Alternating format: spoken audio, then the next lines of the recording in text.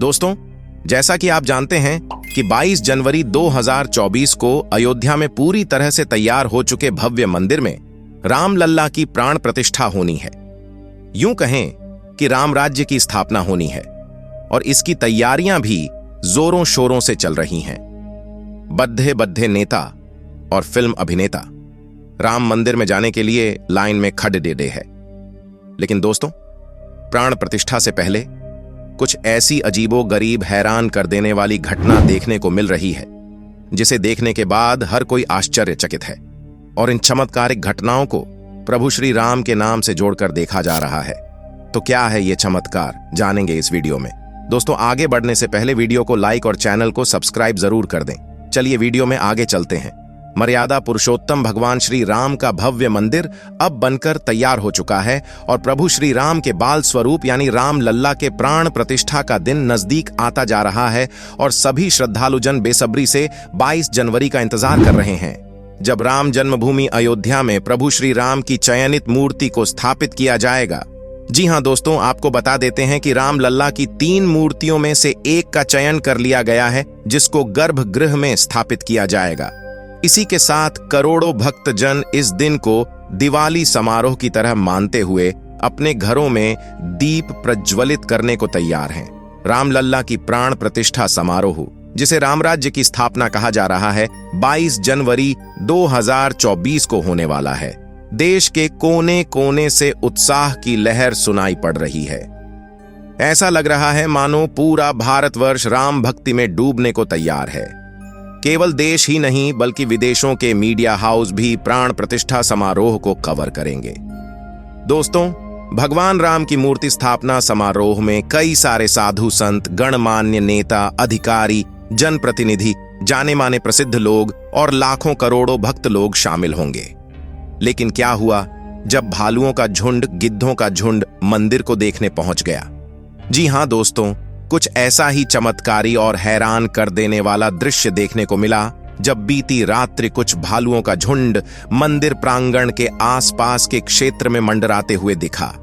इससे पहले भी अयोध्या में एक चकित करने वाली घटना देखने को मिली जब अयोध्या के अंतर्गत आने वाली तहसील मिल्कीपुर के गांव धरौली के जंगलों में दर्जनों गिद्धों का एक झुंड देखा गया, जिसे देखने के लिए ग्रामीणों में कोहराम सा मच गया।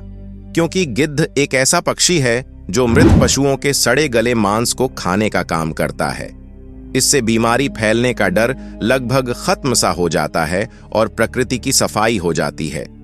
इसी कारण गिद्ध पक्षी को प्रकृति का सफाई कर्मी भी कहा जाता है।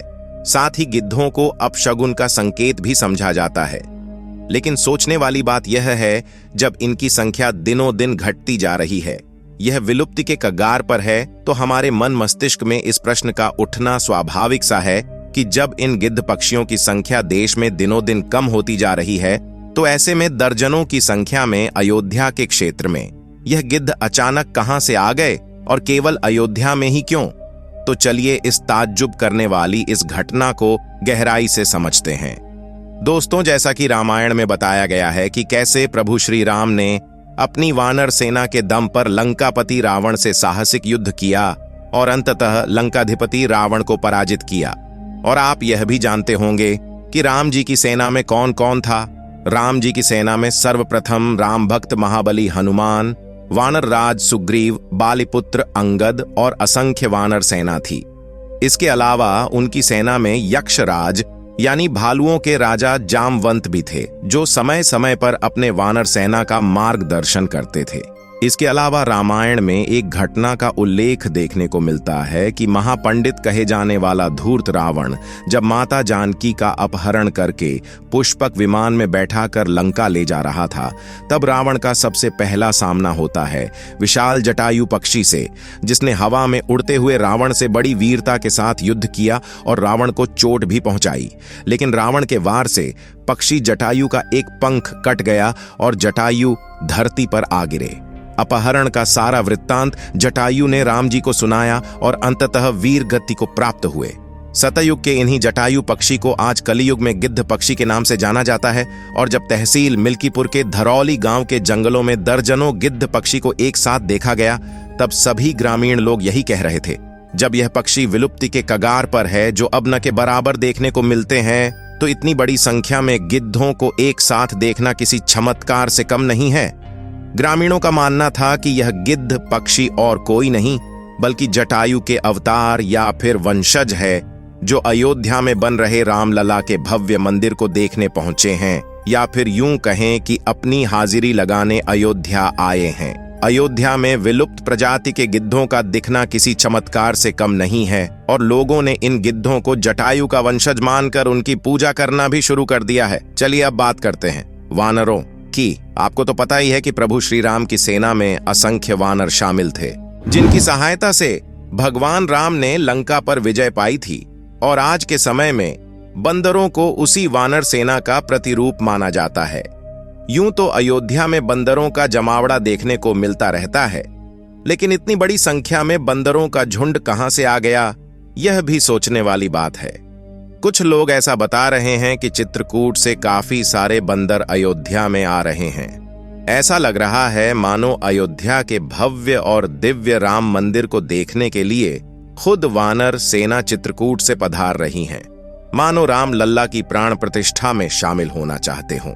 आपको बता देते हैं कि चित्रकूट भगवान राम की कर्म भूमि मानी जाती है, जहां प्रभु श्री राम ने अपनी पत्नी माता सीता और भाई लक्ष्मण के साथ अपने 14 वर्ष के वनवास में से 11 वर्ष यहीं चित्रकूट में रहकर बिताए थे। ऐसे में चित्रकूट से वानरों का अयोध्या आना एक दिलचस्प घटना मालूम पड़ती है।